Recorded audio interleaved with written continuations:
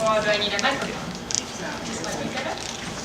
Okay. Hi, good evening everybody. My name is Sumiko Hatakeyama. I am a Peace Boat staff member. Very unfortunately, and I'm very sorry about this, the Hibakusha group has wrongly headed to Brooklyn. They are very rushing to get here immediately. They should be here in 15-20 minutes. I will be more than happy to talk about the Hibakusha project that Peace Boat has been conducting since 2008. So I will be doing that before Hibakusha will get here, and hopefully by the time you get here, by the time they get here, you have a good understanding of what the project that Peace Boat does with the survivors of Hiroshima and Nagasaki looks like. And once they get here, we will be able to hear the first-hand testimony from the Hibakusha. So that is the situation. I apologize once again for the inconvenience. I hope you understand the traffic situation in Manhattan/Brooklyn, and I thank you for your understanding.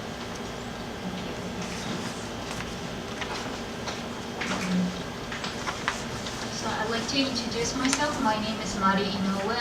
I'm one of the co-founding members of Manhattan Project for a Nuclear-Free World, which was established in March 2012.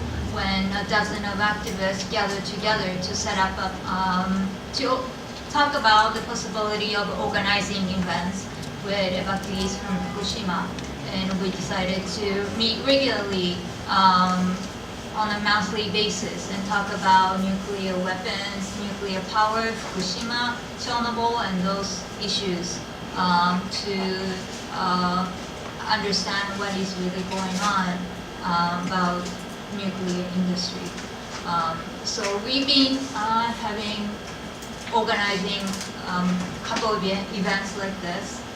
In the past, we invited a journalist from Fukushima who has been reporting from the reality of people in Fukushima since the disaster in 2011.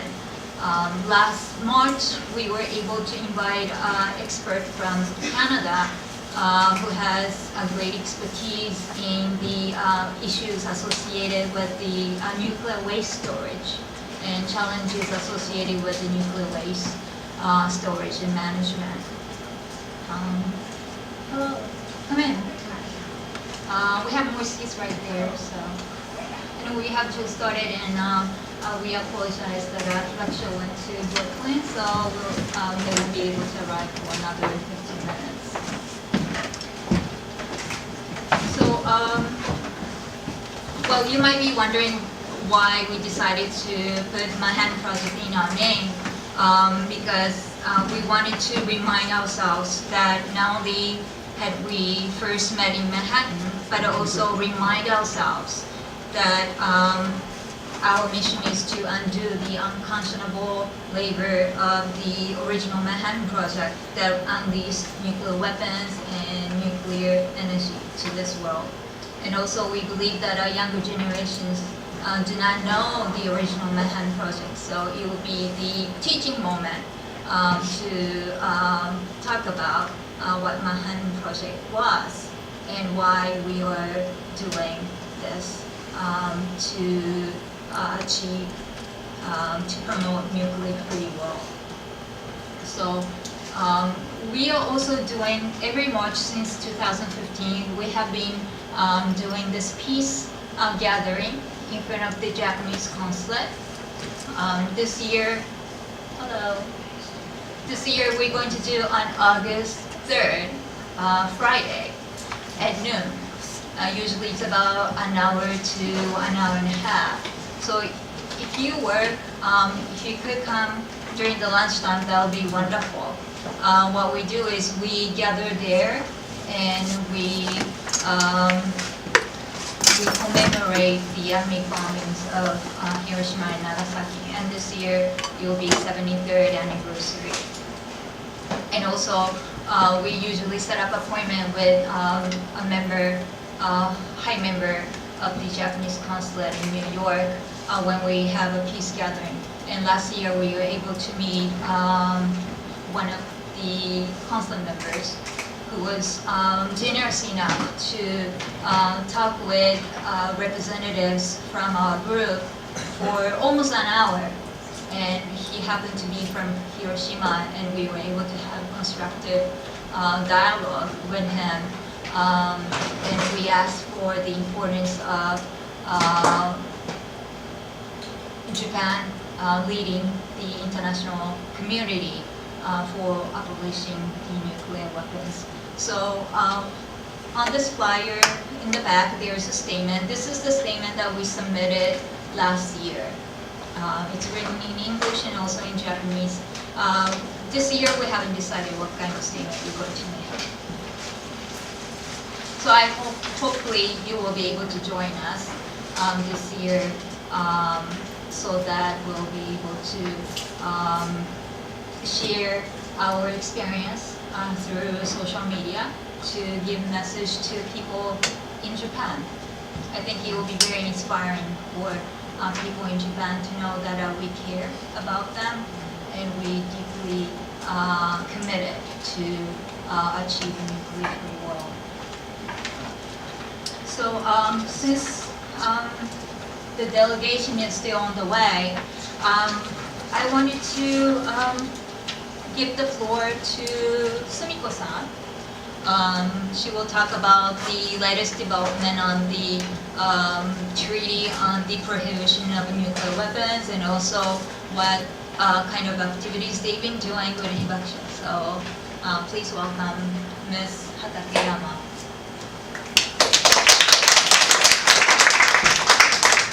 Alright, good evening once again. My name is Sumiko Hatakeyama. For those who came slightly late, I'm a Peace Board staff member and I've been part of Peace Board since 2008. And I've been involved with the Peace Board Hibakusha project, whose official title is A Global Voyage for a Nuclear-Free World, since its first time, that was in 2008.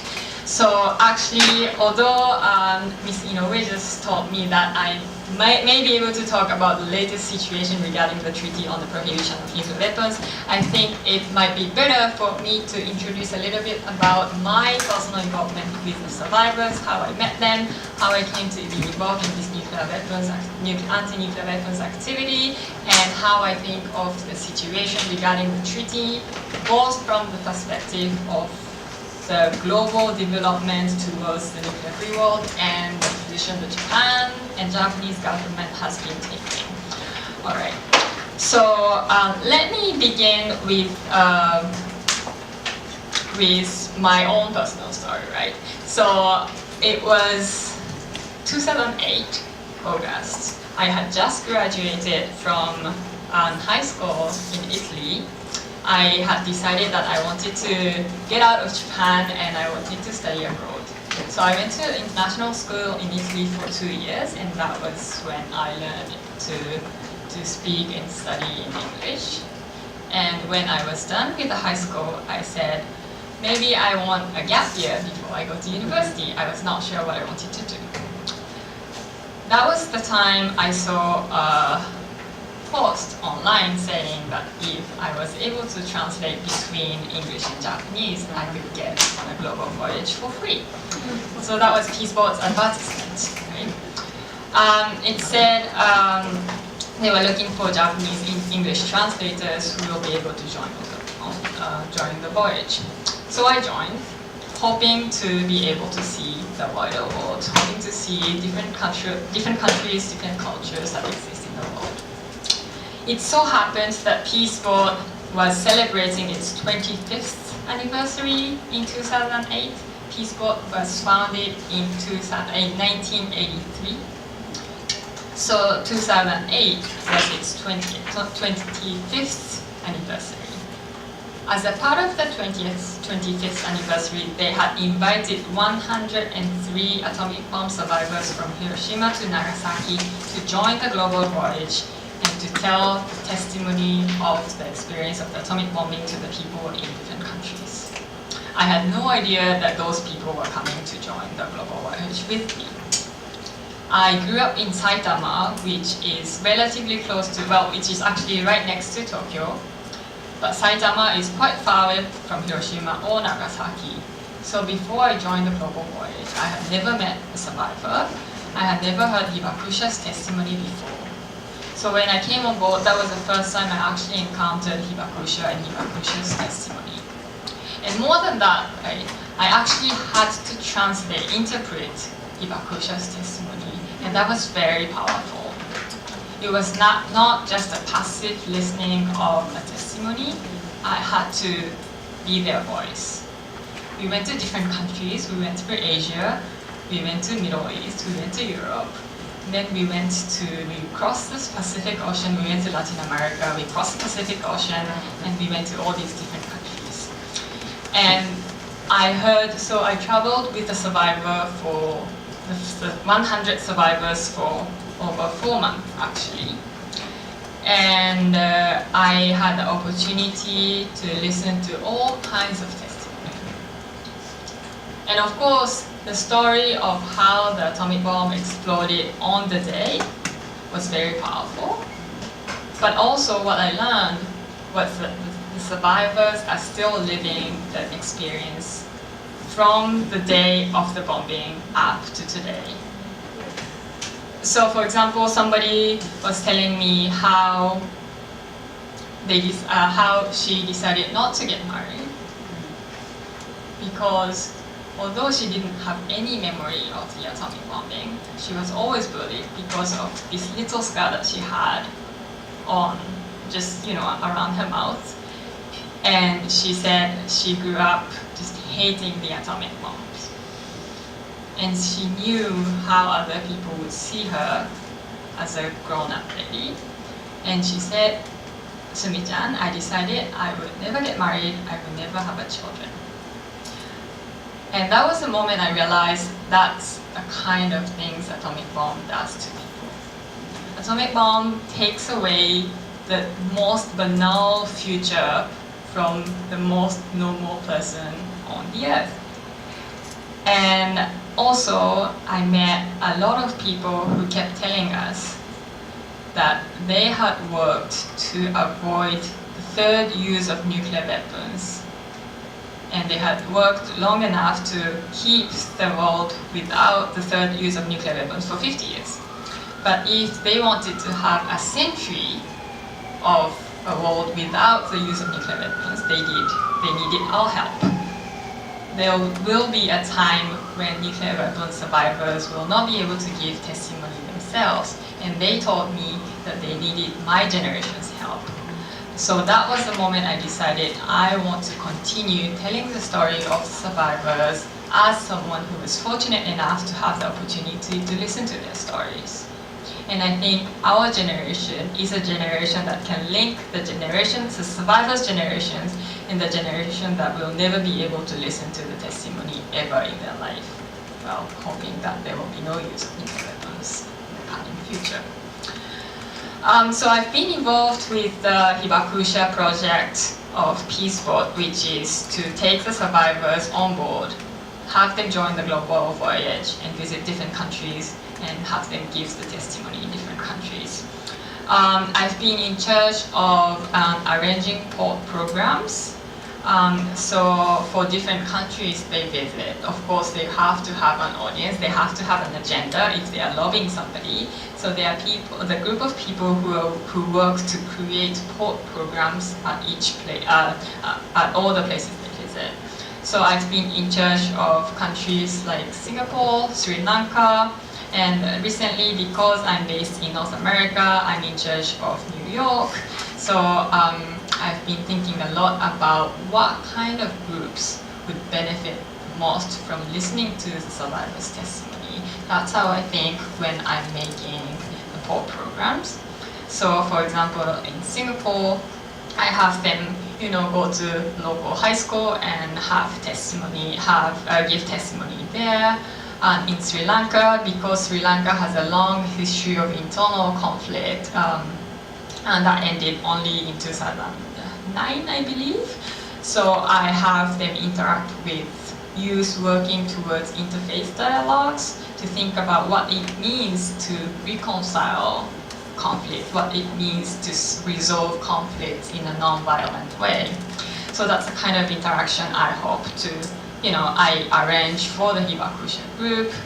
And for New York, because there is the United Nations, I work a lot with the United Nations. We oftentimes host a side event alongside the UN First Committee meeting, so we have had a lot of them in the past. I know some of you have come to our event. And especially in the recent years, we have pushed a lot for the governments to support the treaty to prohibit nuclear weapons. As we organized this global voyage for a nuclear-free world over the past 10 years, I think as Hibakusha and as young generation supporting Hibakusha, I think we have learned two important lessons. One is that we always have to think about the context of the audience listening to the survivors' message. In Japan, the survivors are used to telling, no more Hiroshima, no more Nagasaki, no more war. We should never use nuclear weapons again. That's correct, and I fully support it. But as we give testimony in different countries, we have faced different realities. For example, we face Korean audience. They will say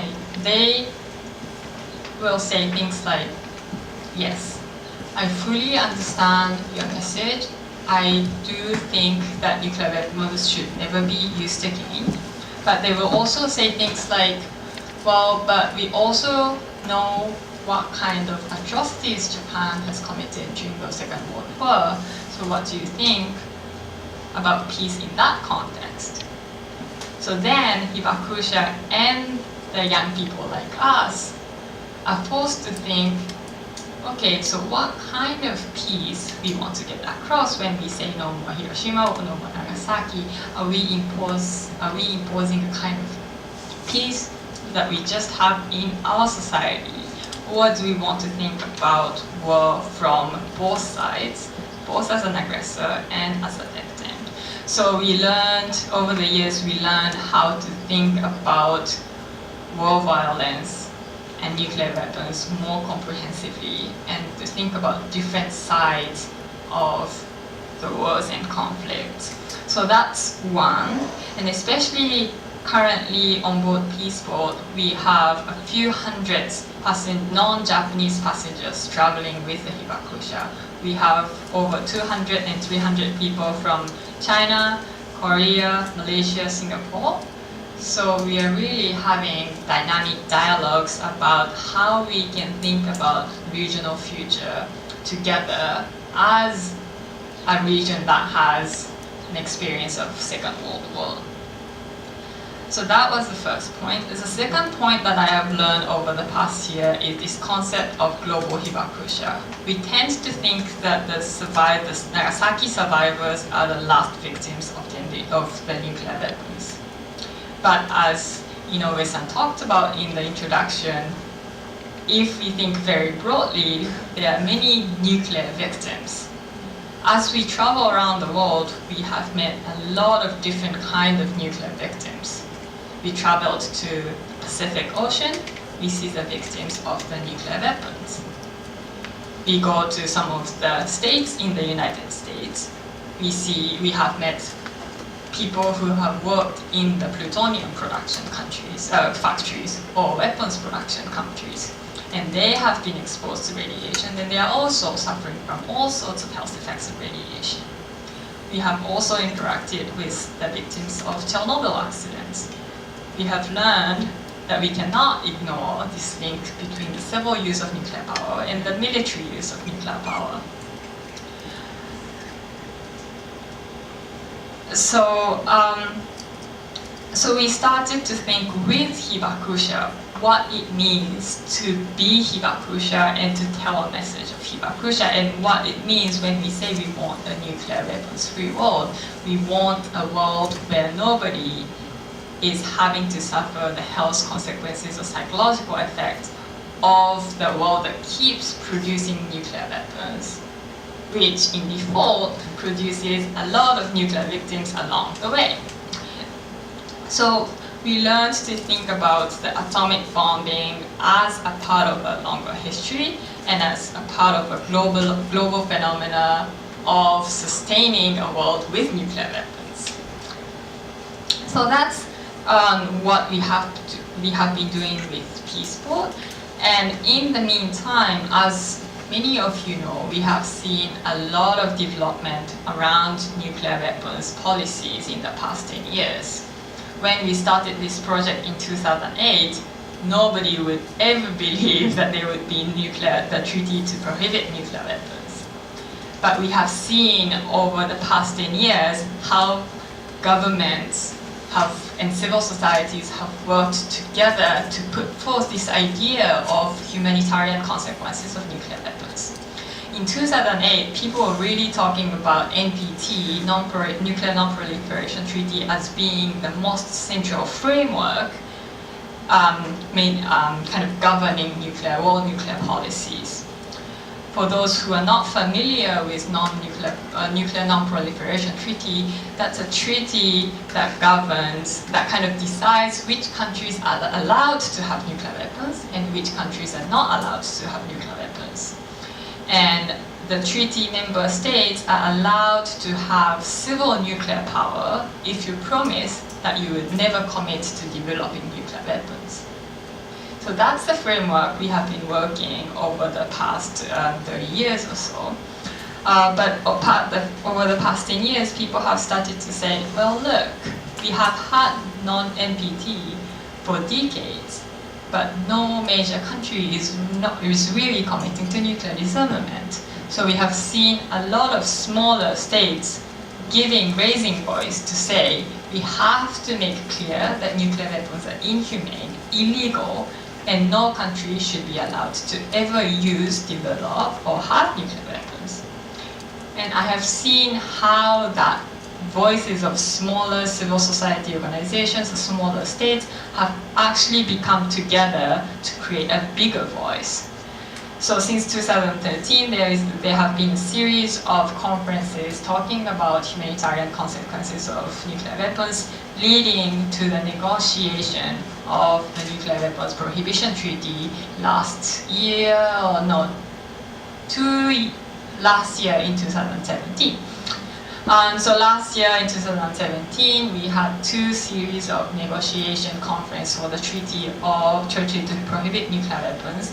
And Hibakusha also gave testimonies in the opening session. I was actually privileged to be the interpreter for Mr. Fujimori, who gave an opening speech in the Nuclear Weapons Prohibition Treaty Negotiation Conference. Now that the delegation is here, I'm just going to close by saying that while some of the world has been progressing towards making concrete steps toward nuclear weapons-free world, my own country, Japan, and this country, the United States, and many major powers have been very reluctant to support the Nuclear Weapons Prohibition Treaty and actually make a commitment towards the world free of nuclear weapons.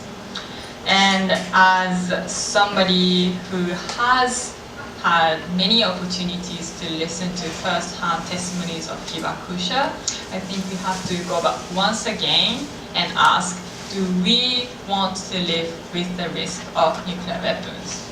Before thinking very theoretically what is possible, what is not. And then if your answer is, well, yes, no, we would not like to live with the risk of nuclear weapons, we have to think of concrete ways to make it happen. And I think the momentum is right now there, and then we can join. So I think now is the time for us to again put together our efforts together and make concrete steps towards world free of nuclear weapons. And now I think I can introduce Mr. Ueda, who can again remind us of the kind of effects nuclear weapons can do to us human beings. Thank you very much.